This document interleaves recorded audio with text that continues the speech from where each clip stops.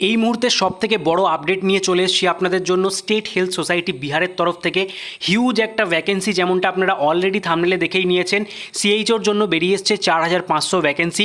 এখানে আপনারা BSc, post basic BSc, GNM সমস্ত প্রার্থীরাই আবেদন করতে পারছেন। তবে তার সাথে কী কী এলিজিবিলিটি ক্রাইটেরিয়ার প্রয়োজন, বয়স কী হতে হবে, কিভাবে আবেদন করতে হবে, কত টাকা স্যালারি আপনারা পাবেন, সমস্ত বিস্তারিত তথ্য থাকছে আজকের এই ভিডিওতে। তাই একদমই স্কিপ না করে ভিডিওটিকে শেষ পর্যন্ত দেখুন।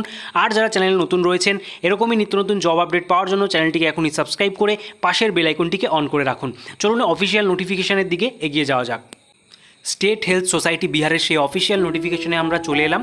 অ্যাডভার্টাইজমেন্ট নম্বরটা প্রথমেই উল্লেখ করেছে, আপনারা দেখতে পাচ্ছেন, এবং বলা হচ্ছে special recruitment drive against backlog vacancies. এখানে যারা জানেন না বলে দিই, এখানে স্টেট হেলথ সোসাইটি বিহারের তরফ থেকে কয়েক মাস আগেই কিন্তু একটা ভ্যাকেন্সি প্রকাশ করা হয়েছিল, সেটা কোনো কারণে তারা ক্যান্সেল করে দিয়েছিলেন। তো সেই ভ্যাকেন্সিটাই পুনরায় তারা কিন্তু আরও একবার পাবলিশ করে দিয়েছে, যেখানে কমিউনিটি হেলথ অফিসারের জন্য এই ভ্যাকেন্সিটা বেরিয়ে এসছে, যেখানে ন্যাশনাল হেলথ মিশনের আন্ডারে আপনাদের এই পোস্টটা বেরিয়ে এসছে। এবং এখানে আপনাদের বিভিন্ন হেলথ সাব সেন্টার, ওয়েলনেস সেন্টারগুলিতে নিয়োগ করা হবে, সেটাও এখানে জানানো রয়েছে।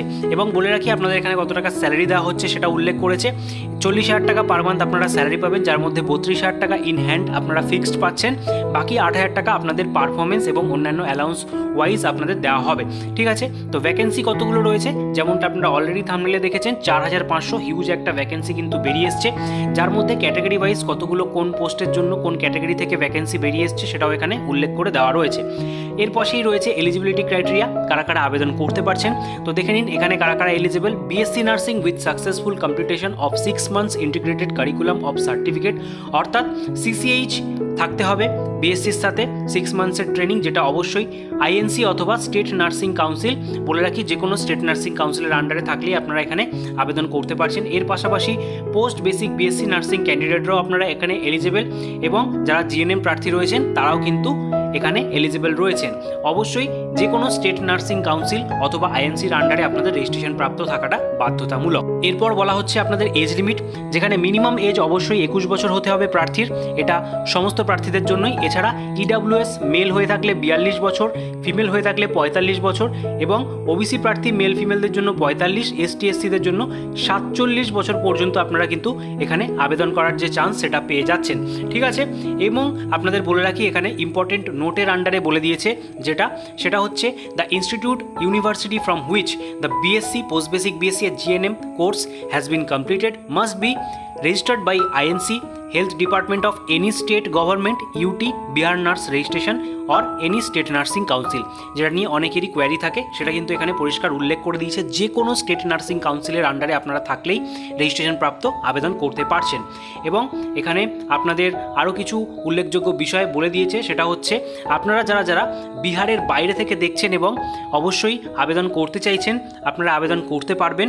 এবং তার জন্য আপনাদের কি করতে হবে, অবশ্যই একটা affidavit or non judicial stamp 100 রুপিজের, সেটা জয়নিংয়ের সময়, এখন লাগছে না, তবুও আপনারা সেটার জন্য প্রিপেয়ার হয়ে থাকবেন। যদি আপনারা শর্টলিস্টেড হন সেক্ষেত্রে কিন্তু আপনাদের 90 দিনের মধ্যে জয়নিংয়ের সেখানে সাবমিট করতে হবে।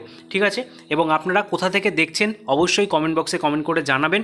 যদি বাইরে থেকে দেখে থাকেন বা বিহার থেকেও দেখে থাকেন, অবশ্যই কিন্তু সেটা কমেন্ট বক্সে আমাদের কমেন্ট করে জানাবেন। এর পরবর্তীতে আসবো আপনাদের যে সিলেকশন প্রসিডিওর। তো এখানে দেখতে পাচ্ছেন সিলেকশন প্রসিডিওর সংক্রান্ত ডিটেলস বলে দিয়েছে। যারা শর্টলিস্টেড হবেন আবেদন করার পর, সেক্ষেত্রে আপনাদের যে মেরিট লিস্ট, সেটা কিন্তু আপনাদের যে ভ্যাকেন্সি রয়েছে ক্যাটাগরি ওয়াইজ তার উপরে বেস করেই এখানে যেটা নির্ধারণ করা হবে। তো যারা এলিজিবল প্রার্থী রয়েছেন, এখানে কিন্তু অনলাইনের মাধ্যমে আপনাদের আবেদন করতে হবে। আবেদন করার যে অফিসিয়াল ওয়েবসাইট সেটা অনস্ক্রিন দেখতে পাচ্ছেন, আমাদের টেলিগ্রাম গ্রুপেও দেওয়া রয়েছে, সেখানে সম্পূর্ণ অ্যাডভার্টাইজমেন্টের লিঙ্কও পেয়ে যাবেন। সমস্ত পিডিএফটা আরও একবার যারা চাইছেন ভালোভাবে পড়ে নিয়ে তারপরে আবেদন করে ফেলতে পারেন।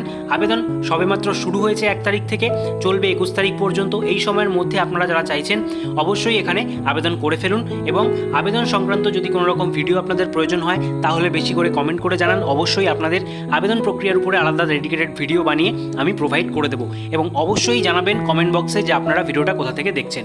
এবং দেখে নিন এখানে আবেদন করতে গেলে কত টাকা ফিজ আপনাদের পেমেন্ট করতে হবে। আপনারা যারা যারা ইডাব্লিউএস ওবিসি প্রার্থী রয়েছেন, মেল হয়ে থাকলে 500 টাকা, ফিমেল হয়ে থাকলে 250 টাকা।